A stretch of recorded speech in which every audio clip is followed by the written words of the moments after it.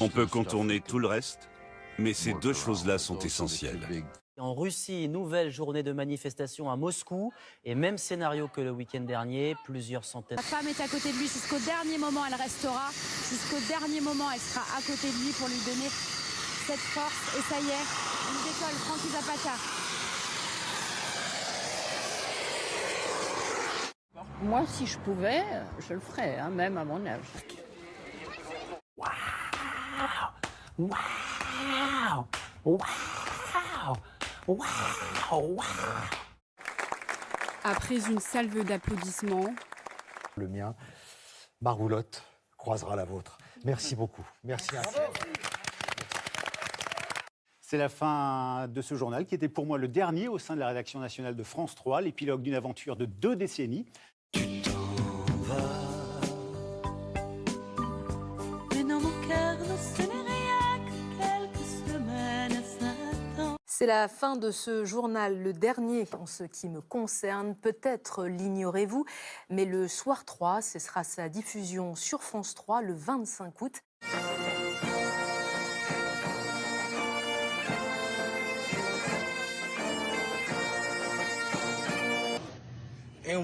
Je suis dans le Walmart. Il y a des tirs d'AK-47. 10h30 du matin à El Paso, un jeune homme entre dans ce grand magasin, arme automatique à la main et casque anti-bruit sur les oreilles. Pendant plus de 5 minutes qui paraissent une éternité, l'homme tire à vue méthodiquement sur les clients.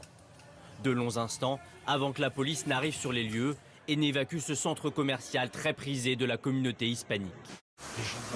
Et voilà, on y est, Frankie Zapata qui vient de poser à l'instant, à 8h39 sur BFM TV, son flyboard. Ça y est, Frankie, c'est bon. Ça y est, Frankie, t'as traversé.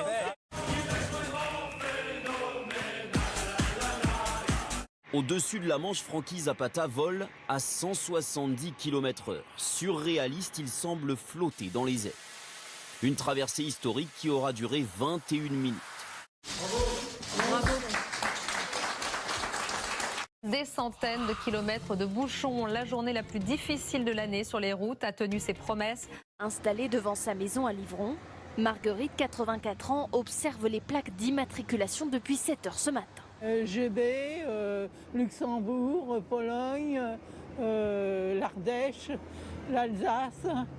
Alors, ça vous fait de l'animation? Bah oui, bah oui.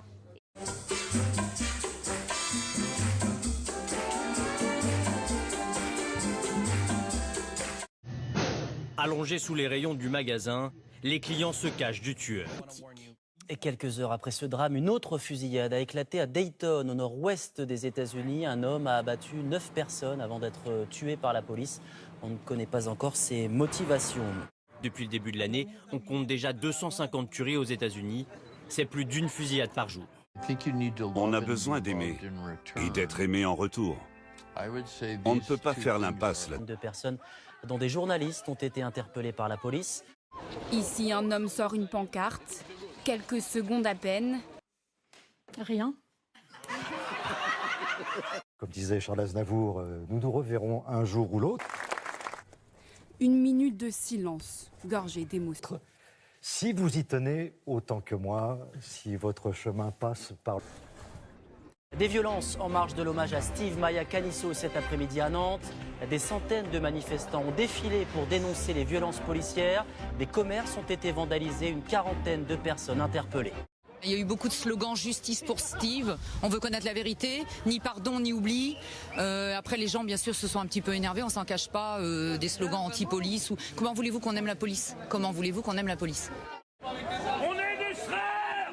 On a le même sang. C'est nous le peuple. On a le même pays. La somme de ces bavures policières fait qu'il y en a de trop, quoi. Ça devient insupportable. Cette divinité sordide et sombre, la rentabilité à tout prix, fait qu'on n'arrive plus à se mettre d'accord sur le récit commun qui fonde justement une nation. Merci à tous. Happy birthday Télé Shopping. On est bien.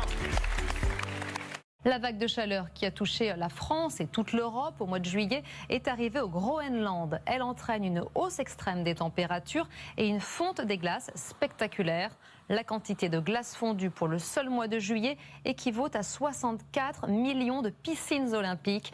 Cette fonte a augmenté le niveau des mers de plus d'un demi-centimètre, une situation qui était prévue à l'origine pour 2050. Mais vous étiez trop gourmand à tout mettre dans la bouche. Je vais valider le trou du cul. Et il est en bas. Le tueur finit par se rendre. On le voit ici menotté et embarqué par la police. Dans un manifeste publié sur Internet quelques minutes avant le massacre, il dénonce une invasion hispanique au Texas. 20 personnes sont tuées, 26 autres blessées, certaines dans un état critique. Nous pouvons verrouiller votre trou du cul? Valider le vôtre. Ça, c'est là. Pardon. Caroline, le jour où vous avez rencontré Anthony, par quoi avez-vous été séduite chez lui?